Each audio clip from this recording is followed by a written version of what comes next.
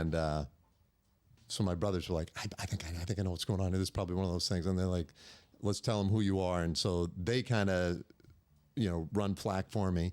And the guy's like, oh, this could be interesting, right? And so he comes up. I don't know who's Letterman's, guy who's out on the street doing this sort of stuff.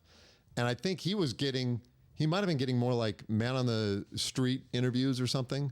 But when he figured out who I was, he was like, well, let's see if you're really good at play-by-play, right? Do some play-by-play, somebody walking around here or something. I was like, okay. And so I was like, picked out some guy with his family and did play-by-play of that. And I didn't know if anything would ever come of it. Because more than half of that stuff ends up on the cutting floor.